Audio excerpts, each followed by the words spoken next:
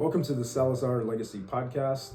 This is the very first podcast ever, so kind of a historical moment for me. Today we're going to talk about 5 myths about money that keep you broke, that keep you poor.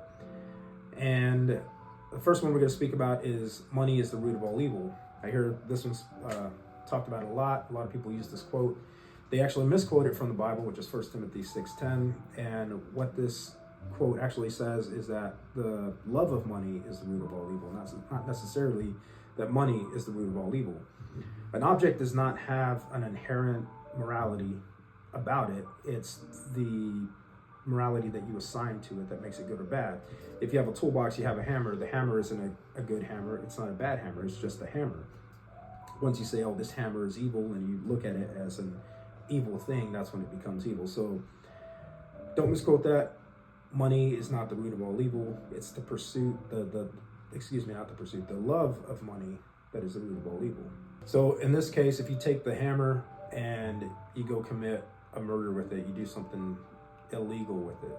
Now, the hammer isn't necessarily evil, but you still used it for the purpose of evil. Same thing with money. Money itself is not evil, but if you take this money and you become a Jeffrey Epstein, obviously you're going to be a very evil person.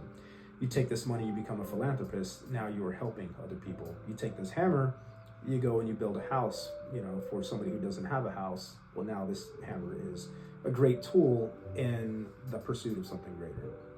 So the second one is money isn't everything. I hear that one a lot too. Well, I just made this much money, and someone says, well, money isn't everything. You shouldn't always focus on money. So I say, well, money isn't everything, but the things that are everything to you, money does help those things. So for example, your personal safety. Money will allow you to have a better security system for your house. Money will allow you to have a safer vehicle for your family to keep them safe. Money will allow you to have better doctors, to have better access to healthcare. Money will help you to buy the better nutritious foods, organic foods, that kind of things, to help you live a better life. Your family is everything to you. Your health is everything to you. So why wouldn't you want to do better in those areas?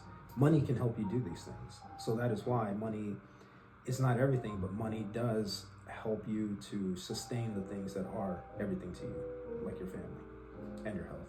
So the third one is money won't make you happy. So what's the alternative here? Is it that poverty is going to make you happy? Because if you don't have money, then obviously you have poverty. So if money doesn't make you happy, that would imply that poverty is going to make you happy, but that's not going to make you happy either. How many people are broke and poor and still very unhappy? I would much rather be unhappy and have lots of money than be unhappy and not have anything. Does that make sense? Because at least when you're unhappy with money, you can get out of a situation. I don't know anybody who wouldn't do better right now if you were to give them, let's say, $10,000, And when you're unhappy living in poverty, you're kind of just stuck there. You have very limited options. Money will provide you with options to get out of situations, to make a situation better, to make somebody else's situation better. So money itself will not make you happy, but it can do things for you that will make you happy. So don't choose the alternative, which is going to be poverty. Choose the best decision, which is going to be make as much money as you can so you can live a better life and give your family a much happier life. I think that's your job, that is your role as a person, to make your family thrive and succeed. And in today's world, in 2025, you can't do that without money. And the next one is, the fourth one, money does not buy happiness. That's very similar to money won't make you happy, but slightly different, because they're saying, well, you can't do anything that is going to make you happy. You can't buy anything that's going to make you happy. And that's not necessarily true. We just spoke about that. So those two kind of go together. So I'm not really going to expand too much on that.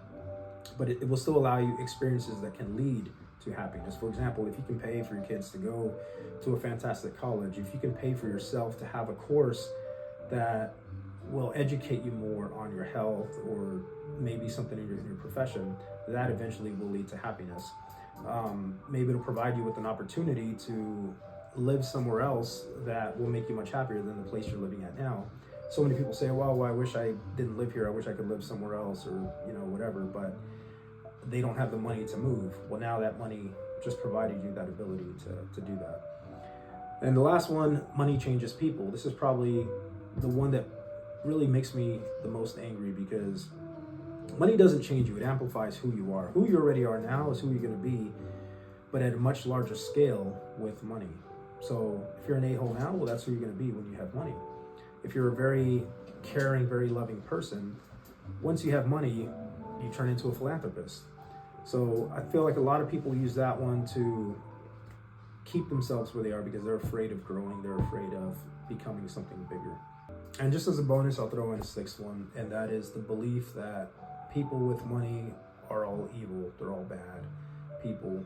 So whenever people say poor people are good and rich people are bad, I like to use the example when I say, so I invite you to go out for a walk in my neighborhood and take your purse with you, go walk around late at 9:30 p.m.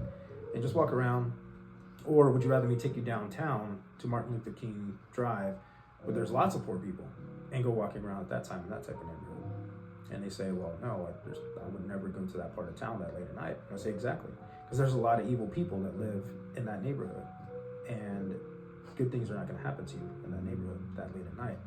You would feel much better here, where people might just look at you, make maybe some faces or something like, who is that?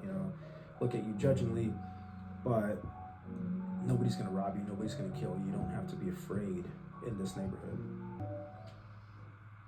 So these myths are dangerous because they don't just live in your mind, they also shape your behavior, they shape the way that you think, they shape your attitude, but also the results that develop from that. So you got to start by believing good things about money, believing that money is not inherently bad. Money is just money. It depends on what you do with it. So you're not evil for wanting it, you're not selfish for wanting more. You challenge the myths, you rewrite your story, and you build your legacy.